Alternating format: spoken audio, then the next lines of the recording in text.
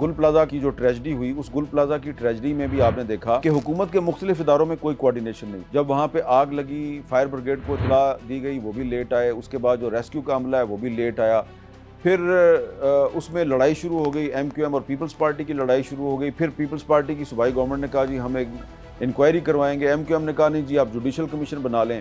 پھر ایک inquiry committee کی رپورٹ آ گئی. انکوائری کمیٹی کی رپورٹ پہ بہت سی جو پولیٹیکل پارٹیز ہیں انہوں نے عدم اطمینان کا اظہار کیا. تو اس کے بعد جناب اب سندھ گورنمنٹ کہتی ہے جی ہم جوڈیشل کمیشن بنا رہے ہیں. تو آپ پہلے ہی بنا دیتے. یہ جو معاملات ہیں نا، اس میں سے ایک بہت بڑی خرابی جو ابھر کے سامنے آئی ہے لاہور کا واقعہ اور کراچی میں جو گل پلازہ کا واقعہ، وہ یہ ہے کہ جو لاہور کا بھی جو معاملہ ہے اس کی اب انکوائری کا حکم دے رہی ہیں چیف منسٹر صاحبہ. یہ چیف منسٹر کا کام ہی نہیں ہے. یہ تو لاہور کی جو بلدیاتی حکومت ہے، یہ جو مین ہول کا جو ایشو ہے، خواہ کراچی میں ہو یا لاہور میں ہو، یہ تو لاہور کے میئر کا کام ہے، جو کہ کچھ سال پہلے تک ہوتا تھا اور اب کئی سال سے نہیں ہے. تو کیونکہ لاہور میں میئر نہیں ہے تو میئر کے سارے اختیارات اور اس کے جو فرائض ہیں وہ چیف منسٹر صاحبہ جو ہیں وہ استعمال کر رہی ہیں. اچھا، کراچی میں میئر ہے، لیکن کراچی کا جو میئر ہے وہ لگتا یہ ہے کہ وہ بے اختیار ہے اور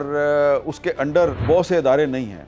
اس میں کچھ ادارے ایسے بھی ہیں جو کراچی جیسا بڑا شہر جو ہے اس میں ڈی ایچ اے بھی ہے، اس میں کینٹ ایریا بھی ہے. تو ڈی ایچ اے اور کینٹ میں جو ادارے ہیں وہ میئر کے انڈر نہیں ہیں، میئر پہ ان کا کوئی اختیار نہیں ہے. تو یہ جو خرابیاں ہیں ساری وہ اس قسم کے واقعات سے سامنے آ رہی ہیں.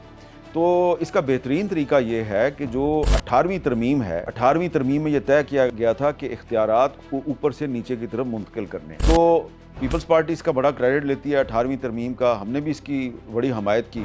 لیکن اب میں بھی یہ کہنے پہ مجبور ہوں کہ جب تک آپ جو بلدیاتی ادارے ہیں ان کو بااختیار نہیں کریں گے تو تب تک 18ویں ترمیم کے جو مقاصد ہیں ان کی تکمیل نہیں ہو سکتی.